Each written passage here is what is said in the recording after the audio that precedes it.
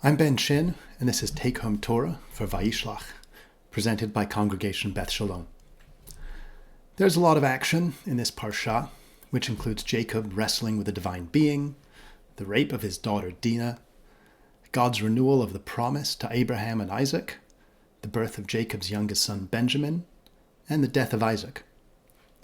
However, these passages are just episodes in the master narrative of the parsha, which is the build-up to the meeting of Esau and Jacob.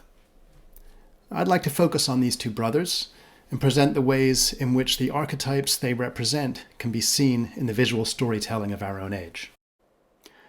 A few weeks ago, I came across the obituary of Bobby Ball. He's not well known in America, but was a familiar figure in my childhood in England as half of the comedy duo Cannon and Ball. Ladies and gentlemen, I'd like you to welcome a very talented young man. This man must be the most talented act that Bobby and I have ever had the pleasure of working with. He will leave you bemused and bewildered. He won't. I sent him home. It's rubbish, complete rubbish. Talk stupid. What do you mean? He's the greatest pickpocket in the world. I booked him special for the show. Tommy, he conned you. Pickpocketing, it's dead easy pickpocketing. Listen, pickpocketing is a very special art. Is it? Yes, it is. Okay, I'm sorry, Tom. I'm wrong. I've done the wrong thing again. Good. Again. Good. Shake.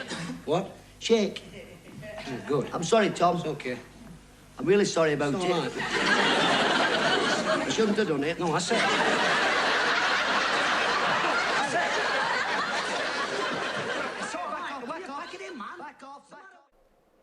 Thinking of these entertainers made me realize that Jacob and Esau are themselves a kind of double act. What makes many double acts work is contrast. Fat versus slim. Cool versus manic. Scheming versus innocent. And in Jacob and Esau, we have just this kind of pair, where the former is smooth and cunning, and the latter hairy and not so bright. There's even the classic comedy conceit of mistaken identity, when Jacob dresses up as his brother, and even mimics his scent to fool his father into giving him his blessing. Of course, the stakes here are too high for this to play entirely as comedy. When Esau finds out about his brother's deception, he's not in a laughing mood. He weeps when he learns that he has been betrayed by his own brother. Now we've transitioned from comedy to tragedy, with brothers in conflict and raw emotions of sadness, hurt, and guilt coming to the fore. Damn, Charlie, it was you. You remember that night in the garden? You came down my dressing room and said, "Kid, this ain't your night. We're going for the price on Wilson." You remember that?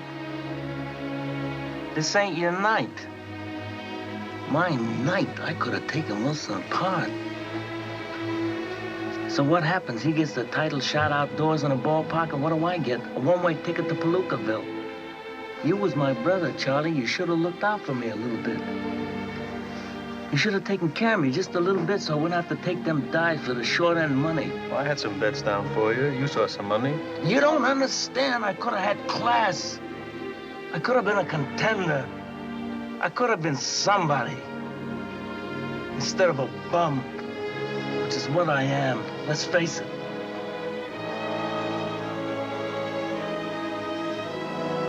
It was you, Charlie.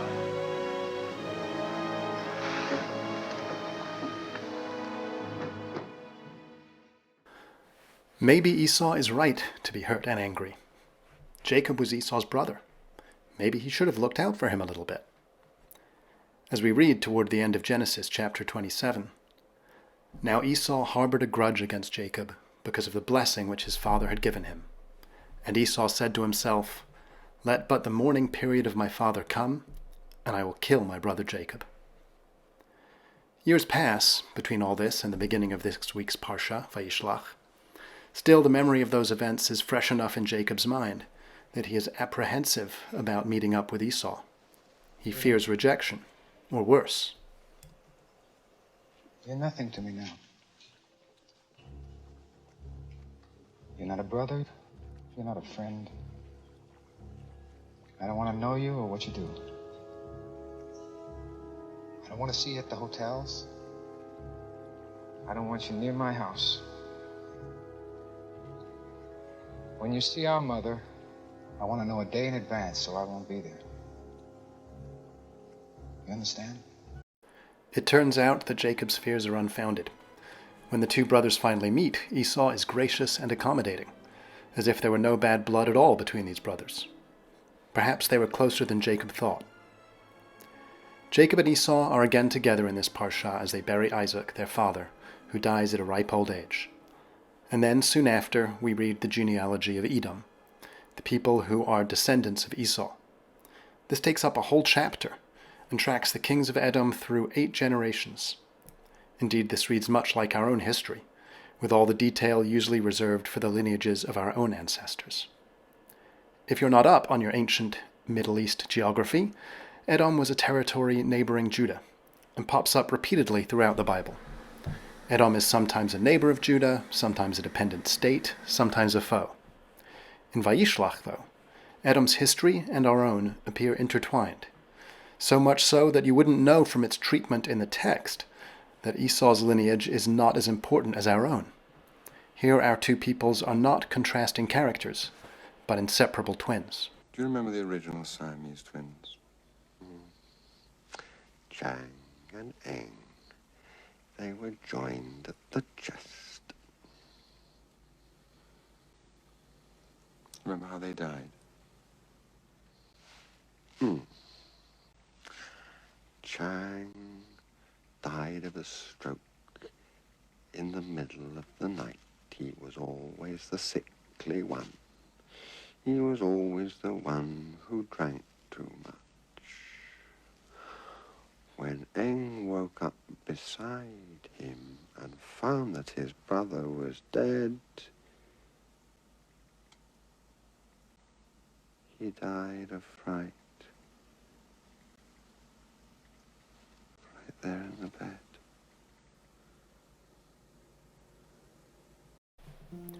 Much later on in the Bible, in Deuteronomy, we are commanded, "You shall not abhor an Edomite, for he is your kinsman."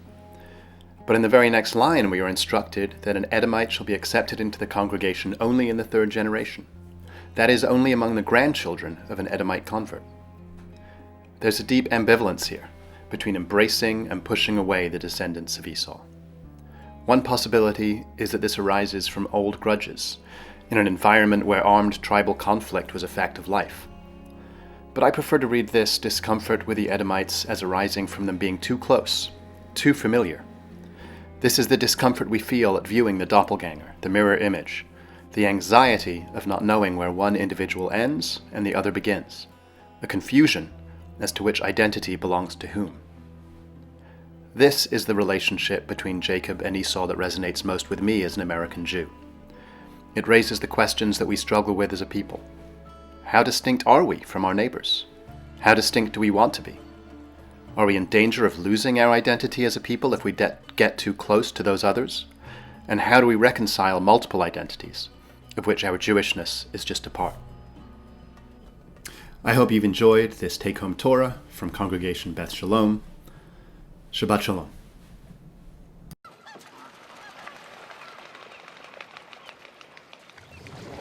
Is there any way to make this a fair fight? Jump out and swim. We'd have to jump out and drown. Well, you could row forward and I could row backward. We're genetically identical. Science says we'd stay in one place. Just row the damn boat.